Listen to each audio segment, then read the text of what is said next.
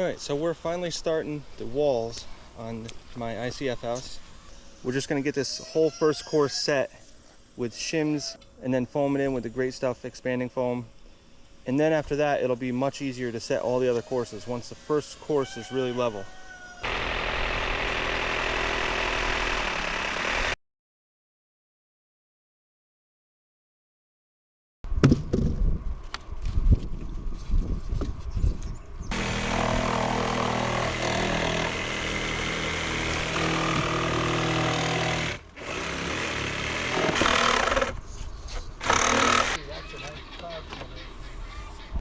That's where you're wrong.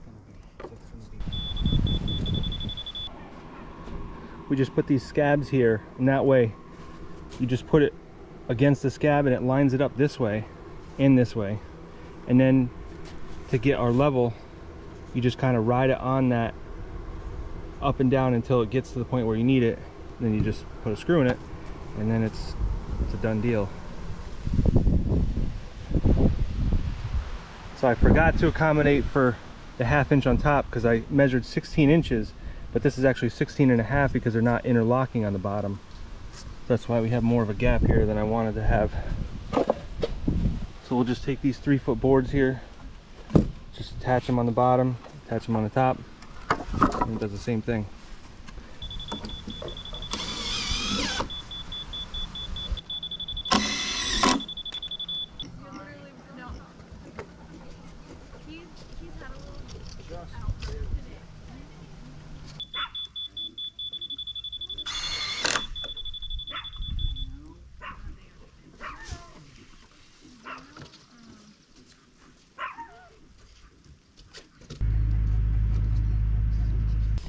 So I'm leaving this gap on these 2 gable walls, this one and that one over there. I'm leaving this 10-inch gap for a pilaster.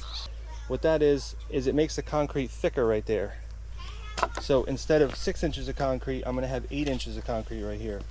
And that goes up to the 2nd floor and continues up to the roof and holds the main ridge beam, which is gonna be, I think it's a W27, so it's 27 inches tall.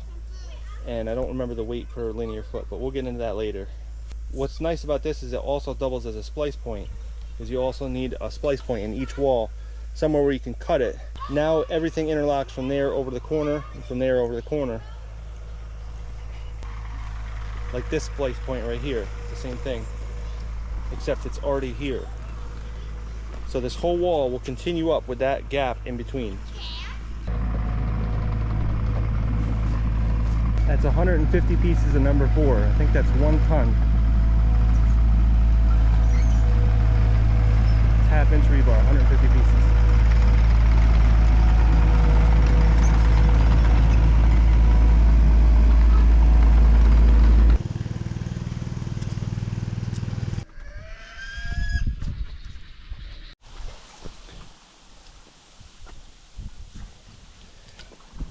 So after I did the door downstairs here, this door right here, I realized that I wanted to use the integrated buck system that they have for this company. So this is a build buck right here. So basically, this gets attached with these. This goes inside the wall, so the concrete catches on these. And then it's got ribs going this way, so you can attach like this if you want to do a new construction window with the flange on it. So this whole side has an attachment point if you go this way. And then also if you wanted to do like a replacement window type style, it also has attachment points here. You can see that it's got like these rectangles. That's an attachment point. Each one of those is one. And I think they're every 6 inches, and then it kind of skips around, but it leaves it so that you definitely have a good amount of attachment points regardless of how you have a window. So that's good. So this is 2 inches thick, and what it does is it thermally insulates between your window and the concrete, because otherwise the concrete goes up to a board which is not very insulated, like a 2x, or it goes right up to the window, which is definitely not a good idea. That's not insulated at all. So then as your concrete gets hot and cold, it's transferring that thermal mass into the window or around the window, and so you end up with cold spots in the winter or hot spots in the summer. So this gives the windows and doors a buffer of 2 inches around all sides. So the way this works is it just kind of slides in here like this, and then it like locks in place.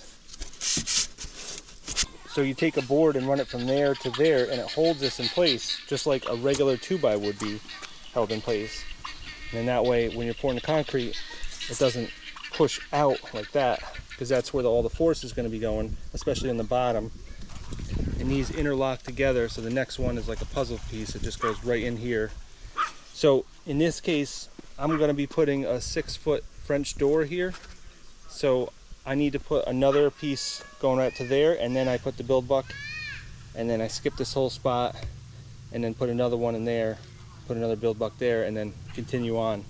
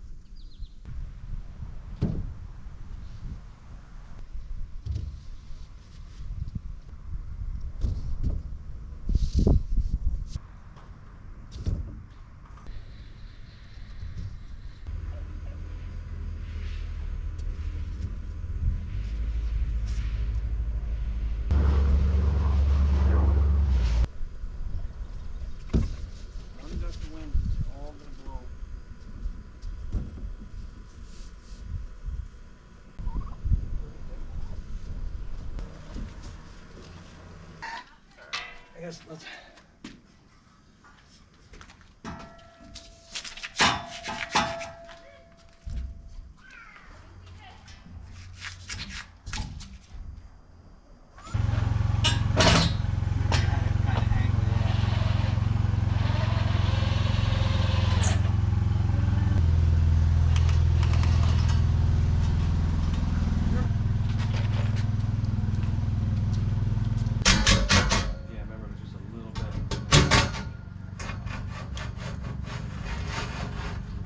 This line right here.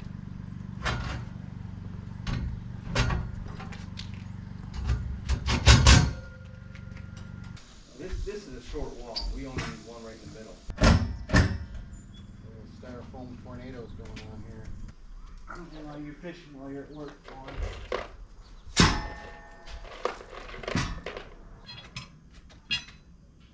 They shouldn't.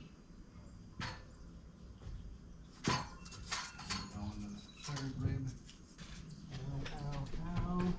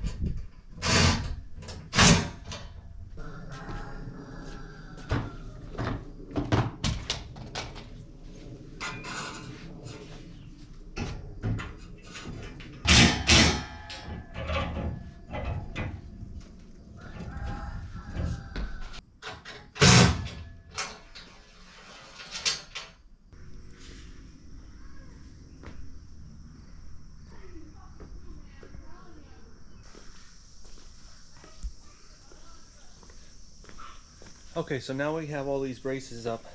I need a way to stick them onto this concrete. This is a poured floor. So what I'm gonna do is take some Gorilla construction adhesive and put it underneath this 2x4. And then I'll just put this on top of it.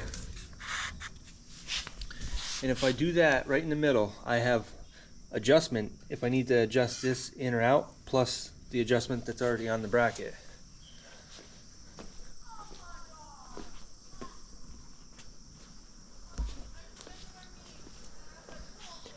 That way I don't have to tap con into here and risk hitting a radiant heat tube. Plus I won't have any holes on the floor from that either.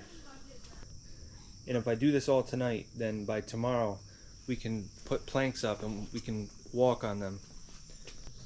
You want to make sure it cures overnight before you start doing that.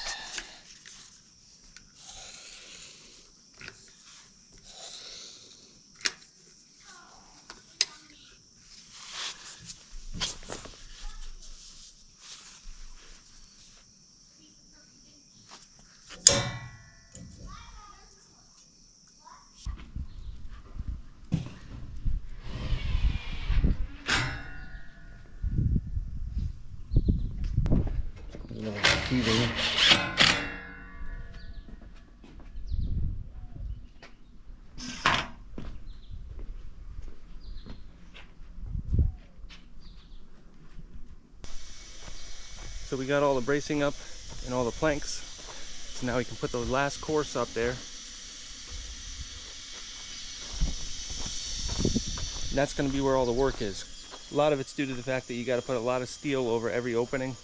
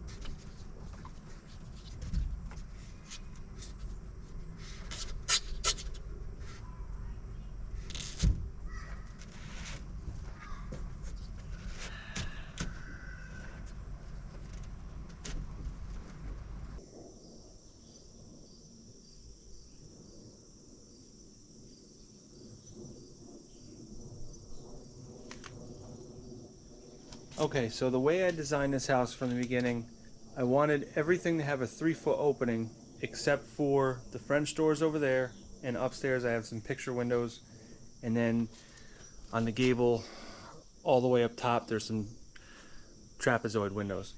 And the door is also 3 foot, so all the windows should match the width of the door. And on top of that, I also wanted the tops of all the windows to match with the tops of the doors so that they're all one plane. I did that because it looks good, but also another reason I did it is because on top of every door or window, we have to have a rebar schedule, and I didn't want to get mixed up in using all different kinds of bends, all different kinds of measurements and stuff. I wanted to just be able to make the stirrups for over top of there to work for every one of these, regardless of what it is. Even the French door over there, every window and door has the same size stirrups, so that makes it so much easier to just bend a whole bunch of them. So I need 82.5 inches for a rough opening for a door, so 82.5 inches is also the top of my windows. A lot of things that I did on this house have dual purpose, or even more than dual purpose. So one thing I was thinking was, in the future, if I want to expand, I can bring a gable extension out that way, and then another gable extension out that way, probably even, like maybe 16 feet out and then 16 feet out. Be a nice little like dining room over there, and then maybe another like family room over there or something, maybe an office, I'm not sure. I don't see a need to have that right now, but I'm just saying I wanted to prepare for that in the future in case I wanted to expand. So I wanted to make sure that I can get into the addition. So now this can become a doorway, and that can become a doorway if need be. All I'd have to do is chop it down to the floor, and then over top of it's already supported. The width is already good, the height is already good. All I have to do is chop this out, and that could become a doorway into an addition. Same thing with over there. Either one of those windows could become a door for the addition, if I ever do an addition. I just want to make sure I'm planning it out ahead of time, because that's one downfall to an ICF house, is the fact that once you put something in, it's very hard to change it compared to wood. So that is one con to an ICF house. So anyways, I'm putting the build bucks in here, and there's a rebar schedule in these windows. So every door and window has to have something like this. There needs to be a 4-foot piece that goes up like this, number 4, another 4-foot piece that goes up like this at a 45-degree angle, and then on the top we also need a 4-foot piece that kind of comes up like this and then has a 45-degree bend on it like that. Same thing over here, come up, then go over. So that's just those 4 pieces of rebar, and then on top of that, since the rebar isn't going to be right next to the window, we're going to put rebar right next to the window. So now we're going to throw an extra one in right here, going all the way down, just far enough away from the edge to be, you know, at least 1 inch away from the edge so that the concrete can get around it. So now we have this one that goes all the way down to the floor. Same thing with this one. Okay, so then on top, there's going to be a number 5 bar on the bottom going across, and then a number 5 bar on the top going across. And they need to extend out at least 12 inches past this opening. And then I need my stirrups on the number 5 bar. So it's going to be every 12 inches, starting 12 inches from the opening that way. So there, and then another one there, you know, every 12 inches or so, and then 12 inches past. So those are the stirrups that wrap around the number 5s to keep it in place. On top of that, we're also going to continue our number 4 bar going along the top. So that one would already be there anyways, because that's going to be set a few inches down from the top here, and that's just continuous. So there's 2 number 5 bars, a bunch of number 3, that's the stirrups, that's 3/8. Number 5 is 5/8, and then that number 4 is 1/2 inch. That's going to go across the top. So that's a lot of stuff to do for each window, but I'm just showing you what we need to do. You know, when you compare the amount of work, if you set the costs aside, if you compare the amount of work for ICF compared to wood, I think there's probably a little bit more work in the ICF, but it's a lot less strenuous work. There's nothing that I've had to lift that's heavy. There's nothing I've had to hold that was heavy. Everything is just foam, so you're just walking around with foam. And besides that, you can also minus out the labor to insulate, and there's no plywood, so maybe there's actually less work, but it seems like it's more, but it's just different, that's all. But either way, to me, it's a no-brainer. It's definitely worth doing this because you get a much stronger shell here. One bar that I did forget to mention, we need to put another number 4 bar going across the top here. That one's already in there. And see, these forms are cut like almost in half, so normally that wouldn't be there. That's where it should be to continue on to the next course. But this one is lowered and put on these sets of ribs, which is like the halfway mark. So you have one underneath. So everything that's going on up there with the rebar can all be done from the top. The only thing I needed to do before I put the build buck in is this piece going across here. That's that one. And then these diagonal pieces going here. And so those are already in. You can see, it's hard to see, but this one goes at a 45-degree angle. And this one goes at a 45-degree angle. So that's already in. So now I can close this up with the build buck. And then once it's all done, I can go around on the top and do all the rest of that schedule of rebar. So I already have my build buck in up top. I already cut and fit these to make sure they fit. And I just marked it B for bottom. And then R for right.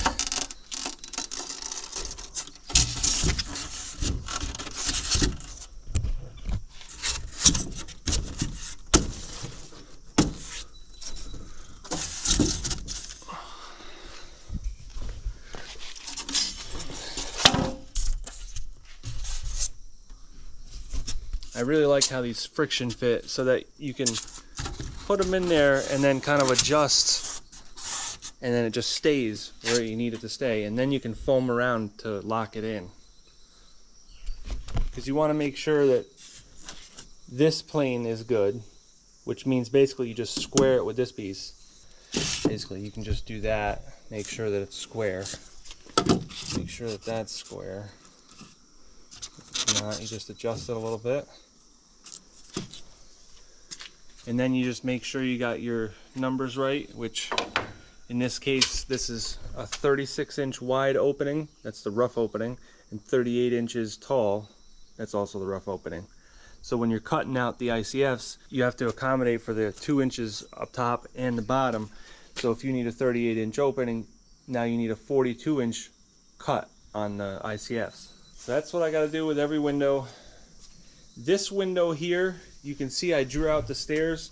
I'm not set in stone on that rise and run, but that's probably about what it's going to be. So this window is actually going to be higher than the rest of them. This is only going to be a 2-foot tall window and 3 feet wide. It's going to be a slider. Because I need to have that over the stairs, and I need to have that over the stairs because otherwise I'd be like that. I don't want to be having the window right next to the stairs like that. I want to give it at least like 12 to 18 inches away from the stairs. So because I have one there, I kind of feel obligated to put one here too, because that would make it symmetrical. Even though this is the living room and it doesn't really need to have that short, fat window, it would match over there. So that's what I'm going to do. And then in the mudroom here, I'm also going to have a short, fat window. That's also going to be a 2x3 window. 24 inches by 36 inches, and it's going to be a slider. So on both sides I'll have that. The reason I want to do that in here is because then I can put coat hangers underneath of the window, because if you put the window too low, then you have no wall space to put coat hangers. So I did that in my last house and it worked out really well. The rest of these windows are all going to be the same, and that's 36 by 38. 38 tall, 36 wide. And then this is going to be a 6-foot wide French door. And this is not cut up there yet. That needs to be cut. So one thing I discovered that I wasn't planning on doing, but I am going to do it. I'm going to make this 6 inches taller. So instead of having 8-foot walls, I'm going to have 8'6" walls. And the reason I came up with that was because these were scrap pieces that were used for over the door and under the door. They needed to be cut out. So instead of wasting them, I figured I could just raise this whole floor by 6 inches. And there's another good reason why I did that. I don't just need more ceiling height. That's not even a need. That's like a want. And I don't really even care about wants right now. But what I'm saying is, over top of these doors and windows, there's really only about 12 inches for concrete to be in, which is fine. But when it comes time to this French door here, that's a long span, which again, this is not cut down yet. This is going to be cut up to here and then over. So that's only going to be 12 inches going across there. And I think that's a little bit on the light side. And I think a mantle that size for that span is a little bit stretching it. It'd probably be fine, but there's going to be a lot of weight on this wall. Now there is going to be another wall over top of it, which will help. So I guess what I'm saying is, I don't think I need to do this, but it's probably a good idea, and it's only going to cost me 2 extra yards of concrete, which that's like $300 worth of concrete. And if I'm using scrap pieces that I wasn't going to use for anything else, then that really is kind of a good bonus there. Look at that. It's pretty cool. But anyways, this is going to be nice that it's 6 inches more, and it's really not going to cost that much. Seems like every night we have orange skies, orange and pink and red. Got such a good view.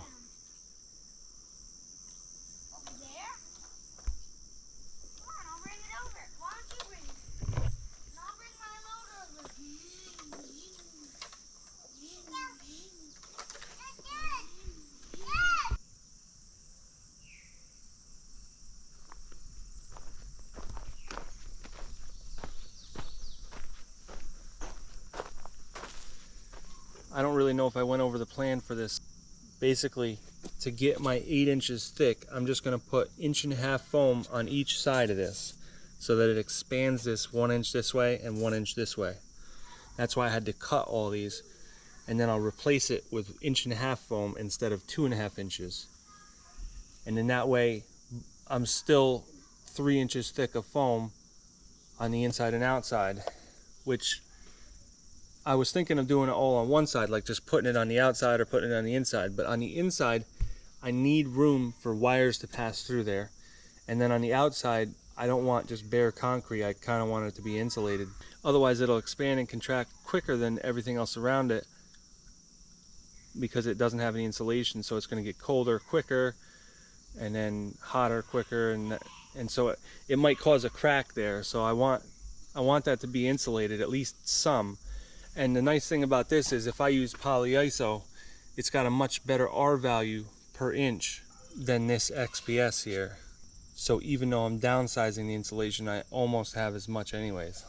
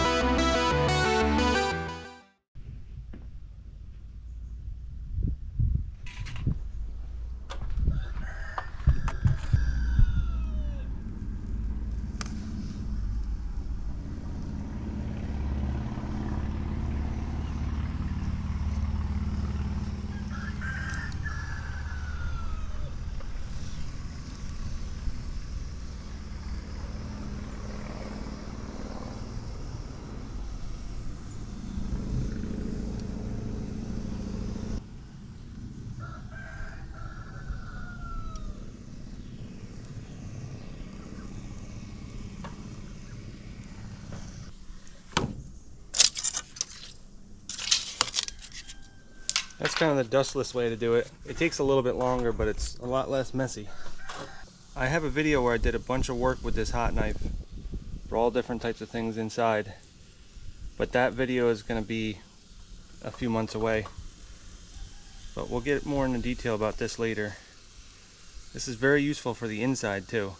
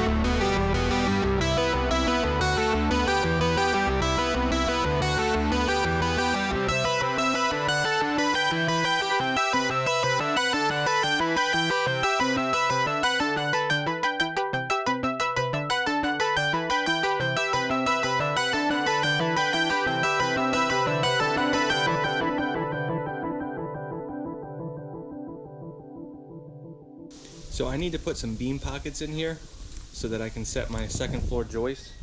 So one beam pocket's going to be directly to the right of that window, just like it was downstairs.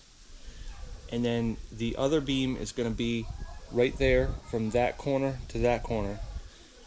And so that's going to support the joist going into it. So every joist from there all the way to there on my second floor, half of the weight is going to be resting on those beams between that one and that one. And then there's also one short beam that goes from one to the other.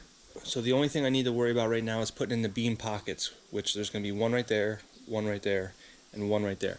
Downstairs there was 5 of them because there was another one going across here downstairs. But in this case, all we need to do is put a beam pocket in there, there, and there. And these beam pockets are going to be different because this is only a 6-inch wall, so you only want to be in halfway. So I'm only going to do a 3-inch thick beam pocket, and it's going to be 12 inches wide. So that's 36 square inches that it's resting on, which there's a substantial amount of weight, to be fair, because the floors are somewhere around, I think they're like 100 pounds per square foot for the dead weight. So, you know, there's a lot of weight on those. So I have this 3/4 inch plate right here, and I'm gonna cut it in half like this, and then cut it like this. So that'll be 3 by 12. And so I need 3 of those, and then I want to put like a shroud on it, like a steel, just thin sheet metal on the sides, just like I did on the last one where I poured the basement floor and I had to put the beam pockets in. It's very similar, except the pockets aren't that thick.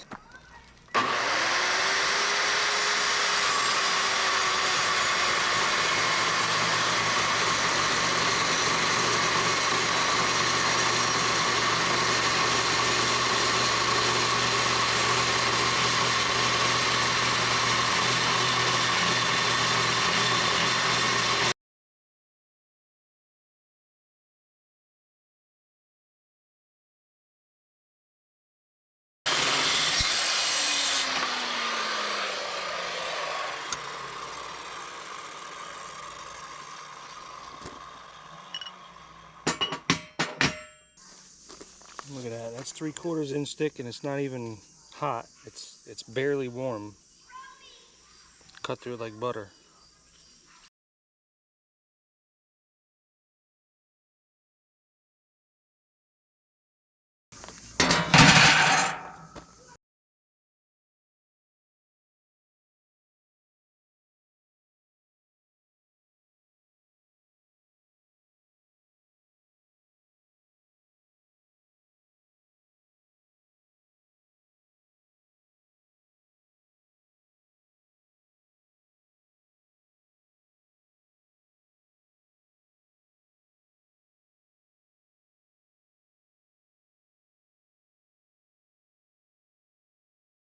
These are 5/8 shear studs, and I need to weld these on just like this, one here, one here.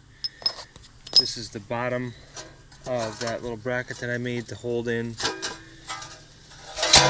the beam pocket plate. So because this is 3/4 plate and these are 5/8, that's a little bit much for my MIG welder. So I'm going to use a stick welder on this using 7018 rods.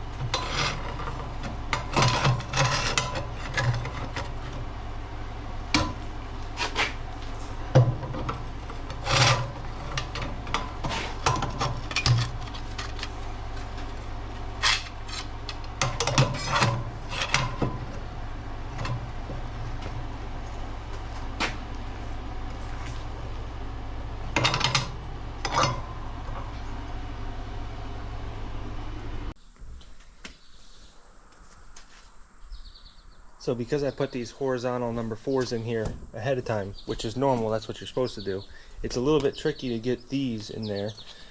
And I'm going to put 2 in each row in between. So it's going to be like one right here, like a third and a third.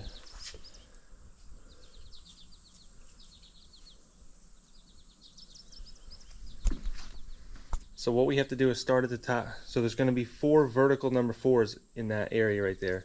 So what we got to do is start at the top with the 4 of them and kind of slide them down, and then we got to put our first 2 in between those 2 horizontal number 4s, and then just keep going down. And as we go down, the 2 of them will rest on here and be caught in there because the verticals, there'll be 2 verticals on each side. So our pieces that are in here are going to get caught. So that's how we're going to have to like thread it in to get it in here. Once we reach the bottom, then we can start tying them up.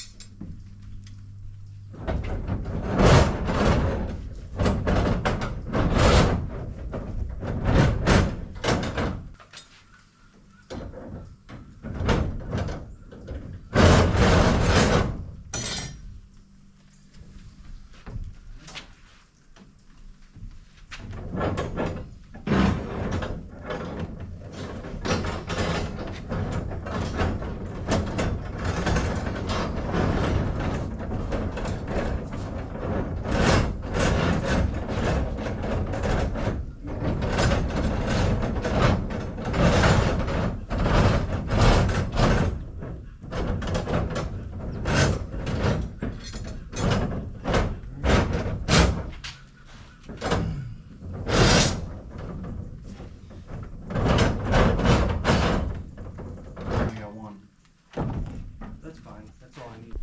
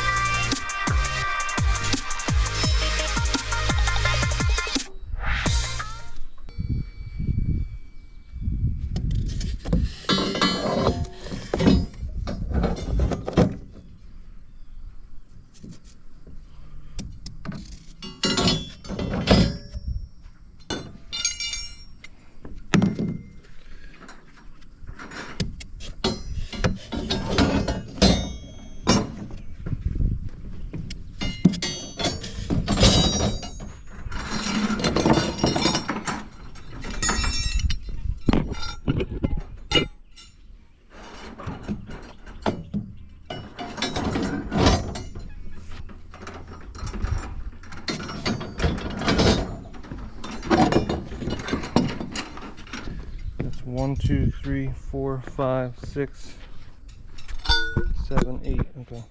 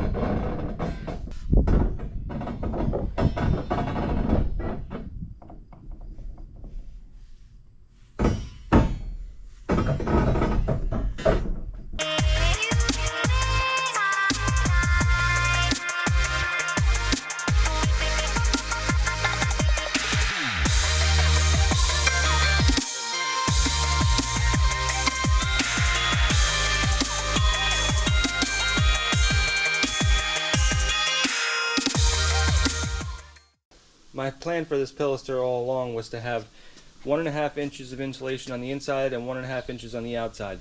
But I'm thinking now that that's a little bit close to the edge, and I definitely want concrete to be vibrated around all the different nooks and crannies in here. And by doing 1.5 inches, I'm about 3/4 of an inch away, which is just acceptable for code. But in the real world, things aren't perfect, and it may be a little less than 3/4 in some spots. So I want to just give it another 1/2 inch. So I'm going to use 1 inch insulation on the inside and outside, and I'm going to do foil face, and it's going to be R6 per inch.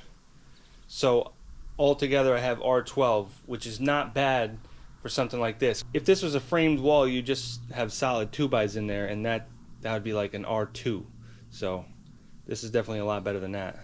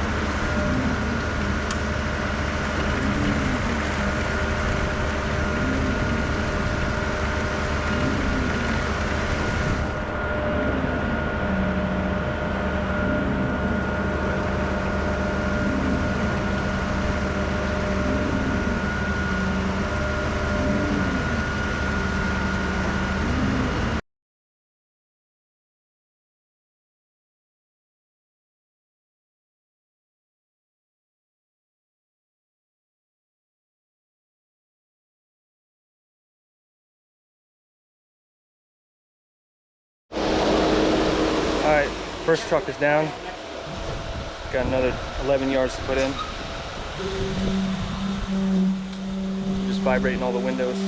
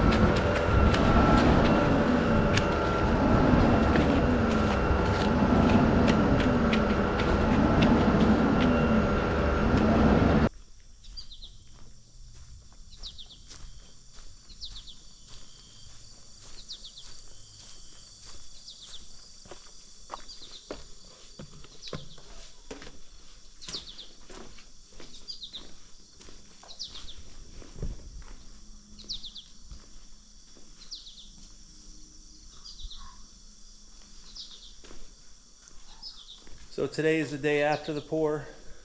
I haven't really removed anything except for just a brace across the door there, and then horizontal brace across that door just so I can clean up.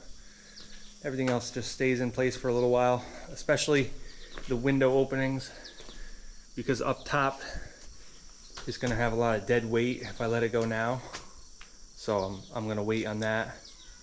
The only thing I can really take down now is the bracing, this bracing here for stabilizing it. I can take that all out and all the planks, and I'll leave everything else in for probably a month. So the pour went well. We didn't have any blowouts or anything. The only thing I noticed that happened is just a little bit of a blowout right here. It just popped out like a half an inch. Next time I'll probably use like a 2x8 to span this, because it's only a 2x4 in the middle, and then it leaves this to open up. And when you vibrate the wall, that's when it happens. We ended up using the little pencil vibrator, the 1-inch, and we pretty much did it like a regular foundation wall, which a lot of people say that you can't do that and that it's too much for these walls, but I think it's a happy medium, because if you were using like a 2-inch vibrator, that would probably mess up something. But the little battery powered 1-inch vibrator, I don't think it's strong enough to really mess anything up. So we ended up just dropping that vibrator down right to the bottom on all these walls, and it got everything coming out of the windows. So the first truck that came here it was supposed to be a 7 slump, and he was, I don't even think he was like a 4 slump. It was not moving that easy. And then the second truck, when he came in, I was like, no, you got to do like at least a 6 slump. So then as soon as we started pouring the second truck, all the windows started springing concrete out of the holes that we put in them.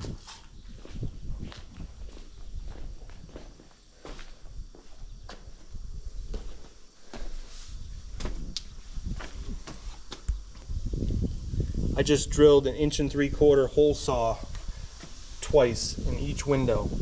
That way when you're vibrating, it's an inspection port, so you can see how far the concrete comes up. I also had to put these pieces on the header of each window, because the webbing had to be cut off right there, right at the bottom of the window. The webbing that holds it together had to be cut off, so there's not another one until up there. And that's like 8 inches away. So the bottom of each one of these lintels was going to see a lot of pressure outward, going outward that way and outward this way from the concrete. So I had to put these 2x4s in there and screw it into the side of the buck, and it held up, and I didn't have any problems with that. But I'm sure I would have had a problem if I didn't do that. You'll notice it looks very rough up here, but that doesn't matter at all, because when we're pouring the next floor, it covers everything. So it's actually better for it to be very rough, because then the floor deck will adhere better to this concrete. So like I said, I used the scraps left over from the window openings, and I only had to use, I think I had to use 4 full pieces to finish it, so that I can get that extra 6 inches there. But for the most part, 3/4 of this was free. It was a bonus. It was just stuff I was going to throw out anyways. So some pieces are like 6 inches, and some pieces are 5 inches, and that sort of thing. But it doesn't really matter. I think what we're going to do is on the outside, we'll snap a line and cut all the foam off so it's nice and even. That way, when we do the floor, there's going to be a piece of insulation right here, and that'll be nice and consistent looking. Not like it matters, because everything's going to be stuccoed over, but it'll make it look better if we just snap a line and cut it. And I thought it would be better to do that after the pour versus the flimsy wall, trying to cut it from the outside while it's still flimsy, and you're using something that's vibrating the wall and it's shaking everything, and the top pieces come out pretty easily because they're not secured with another piece on top of that. So I figured it'd be easier to just cut that afterwards, and that way it'll look nice and uniform from the outside. The inside doesn't matter because it's all covered up, and the outside will be covered up too, just probably not for a while. We definitely made sure we vibrated these beam pockets like a lot more than everything else, because the concrete has to float underneath of it and give it a nice support to sit there. So I'm really happy that this is now progressing. It's been something that I've been trying to do for a while now, and there's just been a lot of things going on that kind of prevented it, but now we're kind of like full speed ahead on this project. Some of this stuff is really slowed down because it's just so hot out here. I'm out here after the sun's going down right now. It's like 8 o'clock at night, but during the day it's just direct sun, and with these ICFs, the way that they're white like this, it just reflects all the sunlight. So when we were pouring yesterday, it was like 95 degrees out, and then with the reflection of the sun, we're probably looking at like 120 degrees just sitting there, just frying.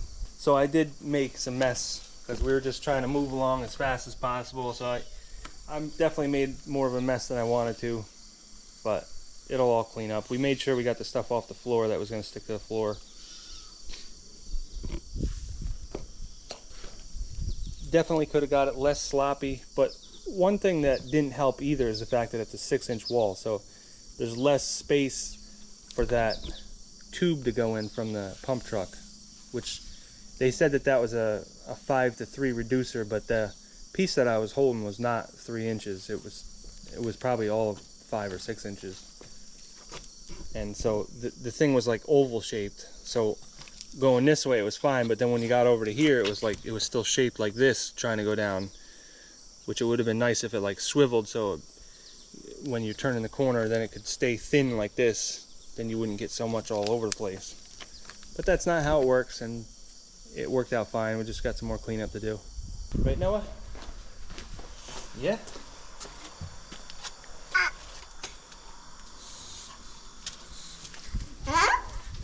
Yep, that's our back porch.